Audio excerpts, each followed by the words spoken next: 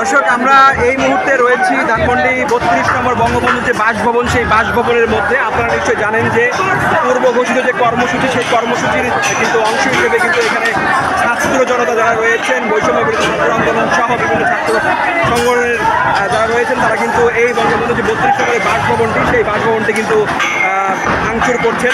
আমরা দেখেছি তারা কিন্তু খুব শান্তশিষ্টভাবেই এখানে রয়েছেন।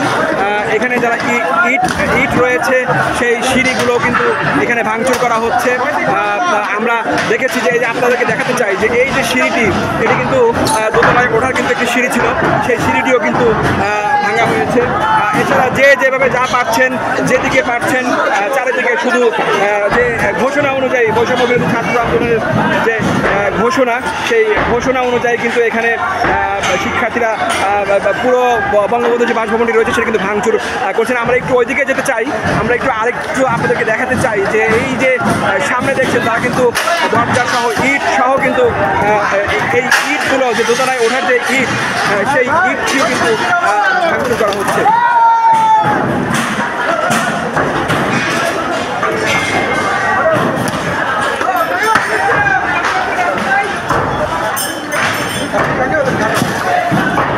আমরা আপনাদেরকে উপরে উঠে এই বিভিন্ন ফ্লোরে আমরা গিয়ে দেখানোর চেষ্টা করব। এখানকার যে অবস্থা সেটিও আমরা আপনাদেরকে দেখাবো।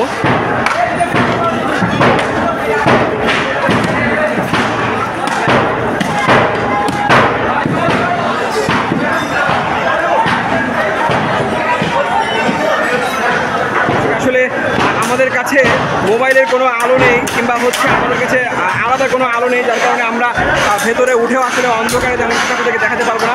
তবে বঙ্গবন্ধুর এই আপনারা যে দেখছেন যে উপরে কিন্তু এই যে লোহার বিভিন্ন ব্যারিকেডগুলো রয়েছে, সেই ব্যারিকেডগুলো কিন্তু ভাঙা হচ্ছে। শিক্ষার্থীরা কিন্তু সেই ব্যারিকেডগুলো ভেঙে দিচ্ছে।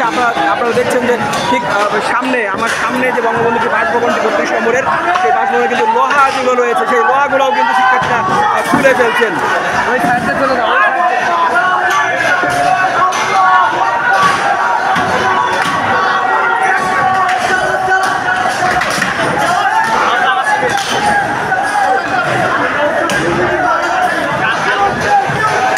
আপনারা নিশ্চয়ই জানেন যে আজকে কিন্তু রাত ৯টার দিকে, আজকে বুধবার রাত ৯টার দিকে শেখ হাসিনার আওয়ামী লীগ সরকারের সাবেক প্রধানমন্ত্রী শেখ হাসিনা কিন্তু জাতির উদ্দেশ্যে ভাষণ দেওয়ার কথা ছিল।